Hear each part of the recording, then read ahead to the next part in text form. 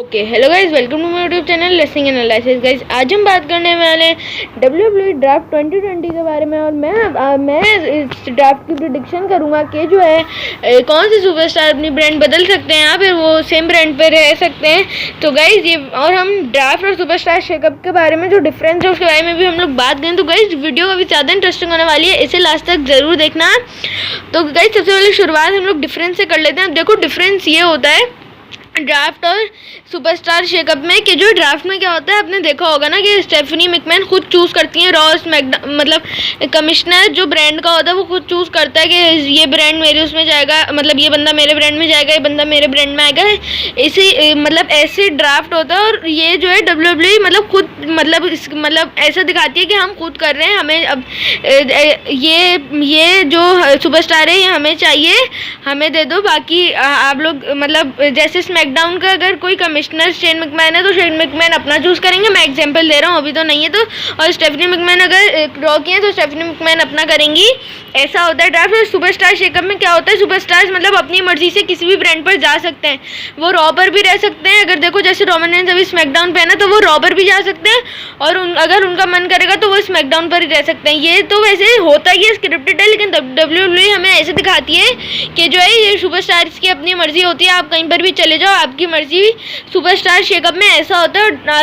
और मैं होप करता हूँ आपको इस सवाल का आंसर मिल गया होगा कि ड्राफ्ट और सुपरस्टार शेकअप में क्या फ़र्क है।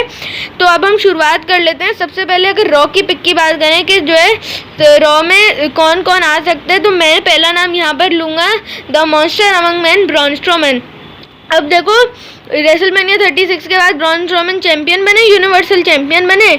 उसके बाद उनका ना खास कोई टाइटल लेन रहा। उसके बाद जब वो फिंड से चैंपियनशिप हार गए तो बिल्कुल ही ना मतलब उनको स्क्रीन से ही ऑफ कर दिया। तो अगर WWE उनको रॉ पर लाएगी तो हो सकता है उनके लिए कोई new major storyline WWE plan करे, कुछ भी हो सकता है। और मतलब देखो ब्रॉन स्ट्रोमैन अभी बिल्कुल ही टीवी से ऑफ दिख रहे हैं। और आपने अभी देखा ही होगा कि रिसेंट में वो डब्बा काटो के साथ रॉ अंडरग्राउंड में जो है वो फेस करने आए थे। तो मतलब ऐसा हो सकता है कि कुछ भी WWE जो है मतलब ब्रॉन स्ट्रोमैन को ये मूव ले सकती है। इससे ब्रॉन स्ट्रोमैन को भी फायदा होगा और जो है मतलब जब सुपरस्टार चेंज होंगे तो फैंस का भी इंटरेस्ट आएगा रॉ को देखने के लिए। मतलब ड्राफ्ट में तो वैसे सबका इंटरेस्ट आता है रॉ को देखने के लिए कि जो है ब्रॉन स्ट्रोमैन रॉ पर जाके क्या करने वाले हैं। नेक्स्ट पिक की बात करें जो कि रॉ में हो सकती है। पहले हम रॉ के सारे सुपरस्टार्स को बात कर लेते हैं, फिर मैं स्मैकडाउन पे जाऊंगा।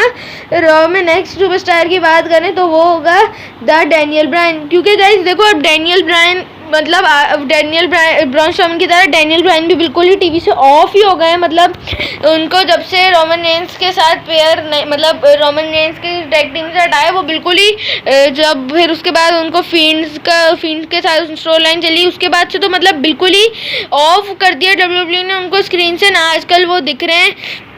तो मतलब ये काफ़ी इंटरेस्टिंग मूव हो सकता है क्योंकि अगर WWE डैनियल ब्रायन को मूव कर देगी ना रॉ पे तो ये होगा कि डैनियल ब्रायन अपनी स्क्रीन पर भी मतलब स्क्रीन पर ऑन भी हो जाएंगे और जो है ऑन स्क्रीन भी आने लगेंगे। और WWE को भी इससे फ़ायदा हो जाएगा कि जो है डैनियल ब्रायन थोड़ी बहुत स्टोरी लाइन में भी आ जाएंगे तो अच्छा रहेगा।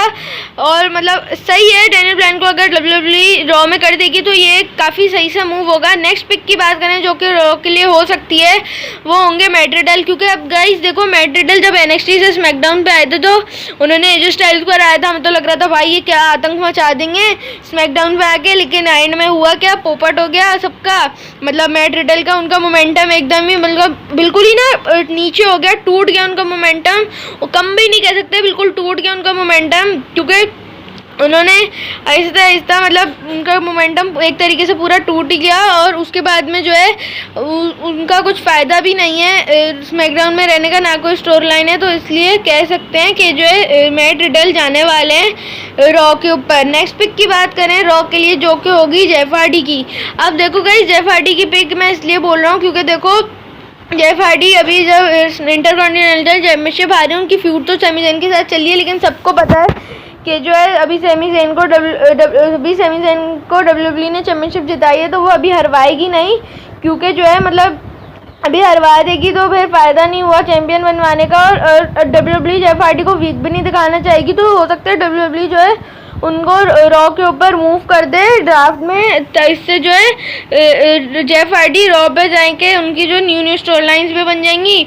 नेक्स्ट पिक की बात करें रॉ के लिए, जो कि हो सकती है द फील्ड और अलेक्सा ब्लिस। अब देखो गाइस, फील्ड के साथ अगर फील्ड गए तो अलेक्सा ब्लिस भी जाएंगी। और गाइस मैं आपको बताता हूँ कि मैंने अभी फील्ड का नाम क्यों लिया, क्योंकि गाइस अभी रूमर्स ये आ रहे हैं कि जो है अगर WWE और रोमन रेंस और रॉक का मैच करवाना चाहेगी ना WWE, तो उससे रेसलमैनिया 37 में, तो उससे पहले तो WWE बिल्कुल भी नहीं चाहेगी कि रोमन रेंस और फिन की स्टोरी लाइन बिल्ड हो, क्योंकि देखो अभी जब रोमन रेंस चैंपियन बने हैं तभी तो उनकी चैंपियनशिप जाने वाली है नहीं उनके हाथ से, और फिन को फिर जब रोमन रेंस हराएंगे तो सब फैंस तो बिल्कुल ही बिलीव कर जाएंगे भाई अब तो रॉक रोमन रेंस से हार ही जाएंगे। तो इसलिए WWE जो है ऐसा कर सकती है कि जो है रोमन रेंस को अभी रोमन रेंस और फिन की स्टोरी लाइन बिल्ड नहीं करे और जो है बिल्कुल फिन को दूसरी ब्रांड पर डाल दे। और गाइस ये भी हो सकता है कि अभी जब ड्रू मैकिंटायर और रैंडी ऑर्टन की फ्यूड खत्म हो जाए तो फिन WWE चैंपियन को चैलेंज कर सकते हैं फॉर द टाइटल मैच। और गाइस अगर फिन गए तो उनके पीछे पीछे अलेक्सा ब्लिस तो जाएंगी। नेक्स्ट पिक की बात करें फॉर रॉय शेमस, क्यों अब देखो गाइस जैसे मैंने मैट रिडल का नाम लिया ना कि जब वो आए थे तो ऐसा लग रहा था आतंक मच जाएगा, तो जब शेमस आए थे तब भी ऐसा ही लग रहा था, लेकिन भाई अब उनको जहाँ हरवाना होता है एकदम ही WWE उनको वीक दिखा देती है, ऐसे जैसे भाई शेमस तो कुछ है ही नहीं और बिल्कुल ना मतलब जैसे ख़त्म हुए हो गया शेमस का बिल्कुल मतलब शेमस का मोमेंटम भी टूट ही गया है एक तरीके से। तो गाइस इसलिए मैंने यहाँ पर शेमस का नाम भी रखा कि जो है वो रॉ पर जा सकते हैं। और हम लास्ट सुपरस्टार की बात करें रॉ के लिए जो कि होंगे the phenomenal one AJ Styles. अब देखो गाइस आप लोग को ये नाम सुन के शौक हो गए होंगे, क्योंकि देखो एजे स्टाइल्स अभी तो स्मैकडाउन पे गए हैं, वो रॉ पर कैसे जाएंगे। और गाइस ये रूमर्स तभी से आने लग गए थे कि एजे स्टाइल्स रॉ पर ड्राफ्ट हो सकते हैं जब से जो है पॉल हेमन स्मैकडाउन पे आए थे, क्योंकि देखो आपको पता ही होगा जैसे एजे स्टाइल्स को पॉल हेमन से थोड़ी प्रॉब्लम है, क्योंकि उनको यही पता है कि जो है पॉल हेमन ने कार्ल एंडरसन और लुक गैलोस को ही बाहर करवाया है WWE से, तो इसीलिए जो है वो मतलब पॉल हेमन से दूर होकर ही वो स्मैकडाउन पर आए थे। और भाई अब तो पॉल हेमन उनके पीछे पीछे तो नहीं, लेकिन पॉल हेमन स्मैकडाउन पर आ गया फिर से, तो जो है मतलब हो सकता है कि अब हो सकता है कि एजे स्टाइल्स जो है वापस चले जाएं रॉक के ऊपर, ताकि जो है मतलब उनका जो है पॉल हेमन से टाकरा ख़त्म हो जाए। और अब हम सीधा चलते हैं स्मैकडाउन की तरफ, जहाँ पर मैंने पहले ही नाम कुछ ज़्यादा ही शॉकिंग रखा है, जो कि है the Monday night messiah Seth Rollins. अब देखो गाइस ये नाम आप लोग भी सुनकर शॉक हो गए होंगे, क्योंकि भाई अभी जो उनकी स्टोरी लाइन चल रही है ना उसके हिसाब से तो अभी फ़िलहाल सेथ रॉलिन्स का कोई भी चांस नहीं बनता कि वो जो है रॉ पर जाएँ, स्मैकडाउन पर जाएँ। लेकिन हो सकता है कि WWE जो है नेक्स्ट रॉ में उनकी फ्यूड ख़त्म कर दे मंडे नाइट मतलब सेथ रॉलिन्स और उसकी फ्यूड ख़त्म कर दे रे मिस्टीरियो के साथ। तो उससे क्या होगा फिर रॉ में जो ड्राफ्ट होने वाले ना हो सकता है उसमें सेथ रॉलिन्स स्मैकडाउन में चले जाएं।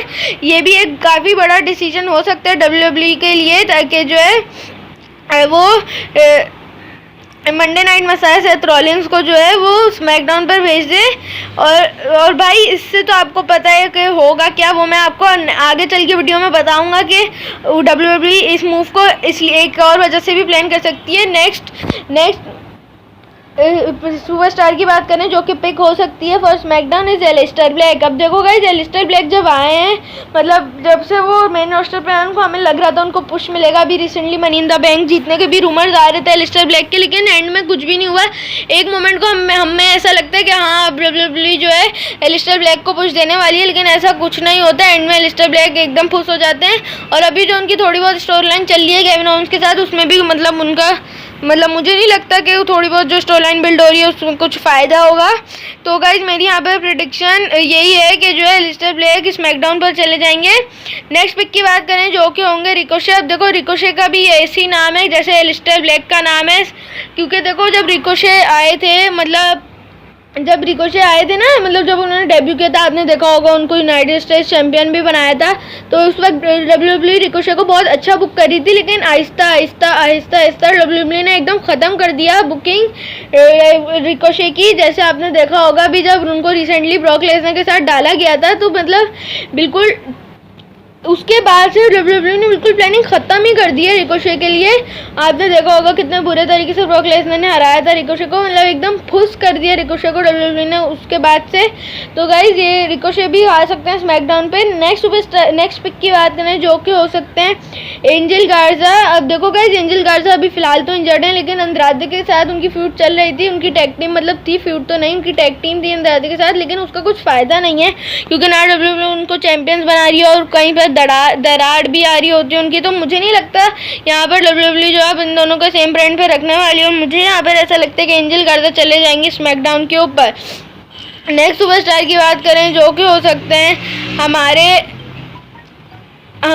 कीदली। अब देखो गाइज यहाँ पर कीदली का नाम मैंने इसलिए रखा क्योंकि देखो आपने रिसेंटली देखा ही होगा ना कि जो है कीदली को जो है डब्ल्यूडब्ल्यूई थोड़ा अच्छा बुक नहीं करी। जब वो रॉ पे आए थे तो हमें थोड़ा बहुत लग रहा था कि जो है डब्ल्यूडब्ल्यूई जो है उनको रैंडी ऑर्टन और ड्रू मैकिंटायर वाली फ्यूड में डालने वाली है, लेकिन ऐसा कुछ भी नहीं हुआ था। तो उसके बाद से हमें ऐसा लग रहा है कि जो है कीदली भी अब जाने वाले हैं स्मैकडाउन पे। और गाइज जैसा मैंने आपसे कहा था ना कि सेथ रॉलिंस को डब्ल्यूडब्ल्यूई क्यों भेज सकती है स्मैकडाउन के ऊपर, तो उसका रीज़न मैं आपको बताता हूँ। क्योंकि देखो हम लोग अभी बिग चैंपियंस की बात करें तो मुझे यहाँ पर लगता है रोमन रेंस और ड्रू मैकिंटायर अभी अपनी सेम ब्रांड पे रहने वाले हैं, क्योंकि जो है अभी उनकी फ्यूड बहुत मेजर चल रही है। क्योंकि अगर देखो रोमन रेंस चलेगा तो जे उसो को भी जाना पड़ेगा क्योंकि उनकी फ्यूड चल रही है, लेकिन तो मुझे नहीं लगता कि अभी रोमन रेंस जाएंगे।